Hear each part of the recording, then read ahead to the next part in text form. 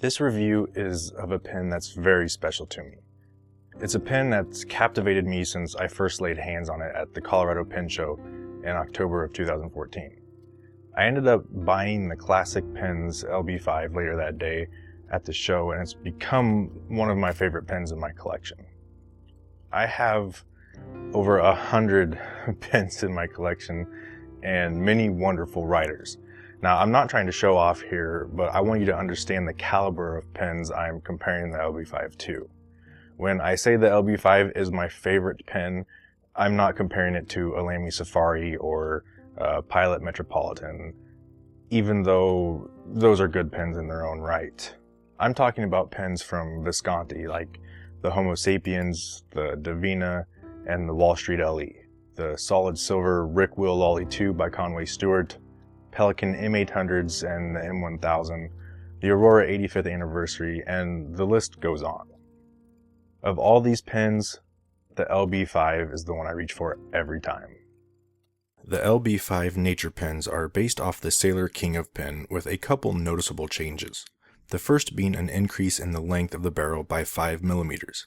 It doesn't sound like much, but it makes a very noticeable difference in the hand. The second is the cap band. The LB5 uses the thicker, chunkier version often found on the Pro Gear King of Pen. I think it fits really well on this massive pen. The third is the breathtakingly beautiful array of colors the pen is available in. The complete collection of LB5 pens will include, as shown from left to right, Raindrops in space blue with gold plate trim, Continent in marble white, New Green Trees in forest green, Violent Flames in flame red, Metal Ore in diamond brown, Continent in amethyst mauve, and Raindrops in space blue with rhodium plate trim.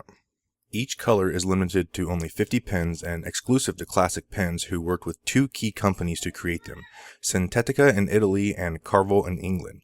Sintetica specializes in the production of cast acrylics, while Carvel is the world leader in the precision machining of acrylics and who has done quite a bit of work in the pen industry with Parker, creating materials for the dual-fold. Since the pens are turned from blanks created by stacking many layers of acrylic, each layer has to be bonded together. Traditionally, some kind of solvent or adhesive would be used, but in this case, Carvel used diffusion bonding, a process they created in the 1960s that bonds the material at the molecular level. This process eliminates stress and imparts long-term stability to the material. To really grasp how large this pen is, I'm going to set it up next to the Montblanc 149, Pelikan M1000, Pelikan M805, Visconti Divina Maxi, and the Pelikan M200.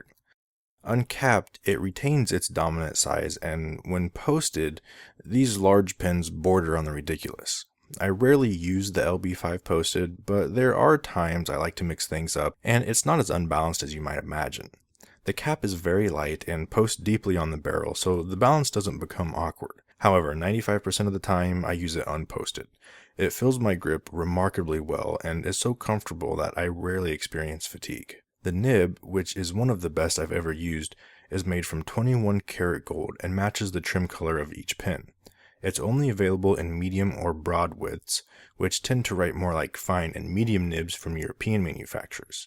Also available is the Nagahara Crosspoint nib that produces a juicy river of ink across the page. The sample seen here is with a watered down blue at a show, so please don't think there's a problem with the nib. If you watched my review of the Ebonite King of Pen, then you'll know exactly how this nib performs, as they're identical. The nib is quite soft, and subtle line variation can be had with a little pressure, but I recommend maintaining a light touch. There's something special about Sailor's nib that I don't often feel from other manufacturers.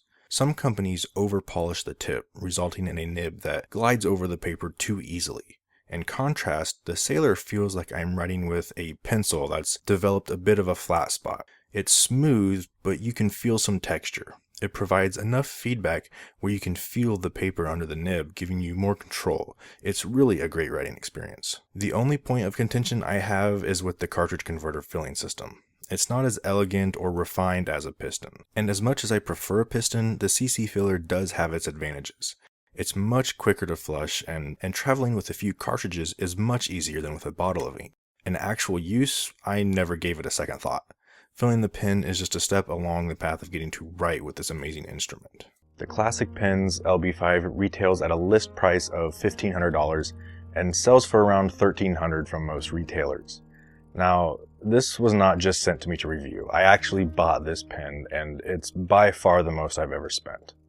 Had I not gone to the Colorado Pen Show and met Andy Lambro, I never would have bought this. I was fully aware of this pen and what it was long before going to that show, and in all honesty, it really didn't interest me. I mean, I loved the materials and I thought it was a cool pen, but I also thought it was an overpriced limited edition and never gave it a second thought.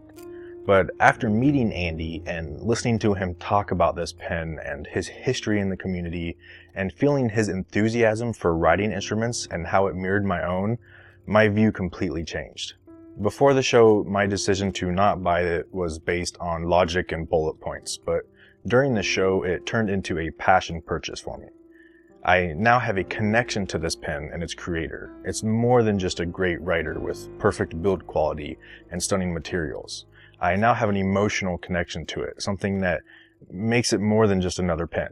And yeah, you don't have to spend this much to get that same connection or feeling, but I'm glad I did. I don't regret my decision for a second, and like I said earlier, I reached for this pen over all others in my collection. If you just want something that writes, go get a Safari. If you want an heirloom that feeds your soul, get one of these.